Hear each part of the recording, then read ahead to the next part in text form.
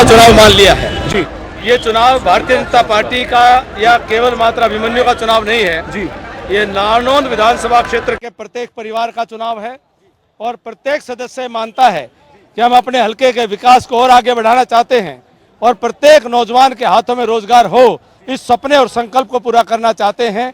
और ये केवल और केवल कौन कर सकता है, ये पूरे इलाके को पता है, पूरे परिवार को पता है, ये मेरे सारे भाईचारे पता है। कह रहे हैं कि पहले विकास किया 2014 से 2019 में, बस स्टैंड हो या तमाम जो काम है वो किए, लेकिन इस बार रोजगार का वायदा है और रोजगार हर घर में होगा। मेरी आपसे प्रार्थना है कि नारनौंद हलके के किसी भी गांव में चले जाओ और कोई 12 साल की बच्ची से भी पूछ लो कि भाई कितने काम हुए, हर काम कब हुए थे और किसने कराए थे, वो बच्ची भी बता देगी कि नारनौंद हलके के अंदर कितने काम हुए हैं। जिसने किया है वही करेगा, जिसने करके दिखाया है वही करके दिखाएगा और जिसने विकास किया है वही रोजगार लेकर के आएगा। भारी भीड़ है और आज मुख्यमंत्री जी पहुंचे, उन्होंने भी कहा कि यहाँ से कमल खिले, ये सुनिश्चित किया जाए, वोट की अपील की। इस भीड़ को आप किस तरीके से क्या अपील करना चाहेंगे सर, जो ये लगातार आपके साथ करीब 1.5-2 किलोमीटर से आगे बढ़ती हुई आ रही है? पवन जी, ये भीड़ नहीं है, ये मेरे परिवार के सदस्य हैं, ये मेरे सारे आत्मा के टुकड़े हैं, मेरे जिगर के टुकड़े हैं, मेरे दिल के टुकड़े हैं। ये भीड़ नहीं है, ये मेरा भाई है, ये मेरे परिवार हैं और मेरे परिवार ने मुझे जिस प्रकार से साथ समर्थन सहयोग दिया है और आशीर्वाद दिया है, मतलब मैं गदगद हूँ।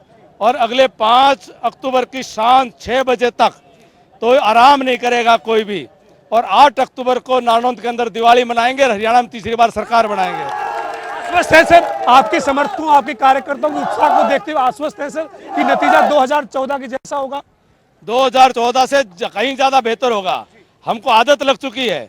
2014 में भी भारतीय जनता पार्टी लोकसभा में 45,000 वोटों से पूछे थी और हमने उसको कवर करके और जीत दर्ज की थी। हमें तो आदत लग चुकी है और हम तो बहुत इस बार उससे कहीं ज्यादा अनुभव के साथ में, और 5 साल मेरा हल्का सीने में दर्द लेकर के बैठा रहा है।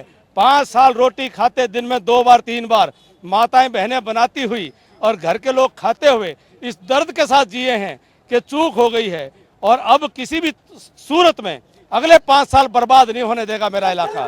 सवाल है सर, आपके सामने कोई प्रतिद्वंदी नहीं है, 2 दिन बचे हैं नॉमिनेशन के सर, लेकिन इसके बावजूद कांग्रेस आधे से ज्यादा हरियाणा में उम्मीदवार अभी तक नहीं उतार पाई। आपके सामने भी अभी तक कोई प्रतिद्वंदी नहीं, सर क्या कहेंगे कांग्रेस की इस माथापच्ची या जो मंथन, जिसको वो मंथन कह रहे हैं, उसको लेकर क्या कहेंगे सर? देखिए, कांग्रेस ने जगह जगह से भानुमति का कुंबा जोड़ा था, इधर उधर से लोग इकट्ठे करके उन्होंने ये चोर बाजारी का गिरोह इकट्ठा किया था।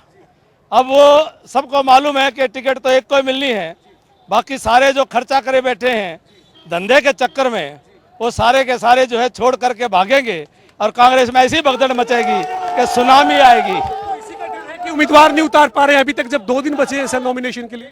इसका डर इतना बैठ गया उनको कि ऐसी हालत हो रही है उनकी कि टिकट की घोषणा नहीं कर पा रहे और प्रभारी जो है वो एम्स में जाके एडमिट हो गए 2 दिन। मैं प्रार्थना करूंगा जल्दी स्वस्थ हो जाए।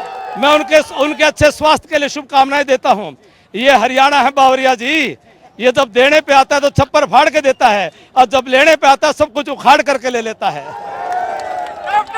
तो ये जो है वो बीजेपी के नारनौंद से उम्मीदवार और पूर्व वित्त मंत्री कैप्टन अभिमन्यु जो है वो ये कह रहे हैं कि ये भीड़ बिल्कुल नहीं है, उनके समर्थक हैं, उनके जो है वो दिल के करीब हैं, क्योंकि इन्होंने 2014 में जो मेहनत की थी उसके चलते वो जो है वो विधानसभा पहुंचे, सरकार में जो है वो वित्त मंत्री बने और इसके बाद एक बार फिर 2024 में उनके लिए तमाम जो लोग हैं वो पूरी तरीके से तैयार है और ये गवाही जो है वो आज का ये पूरा कार्यक्रम दे रहा है।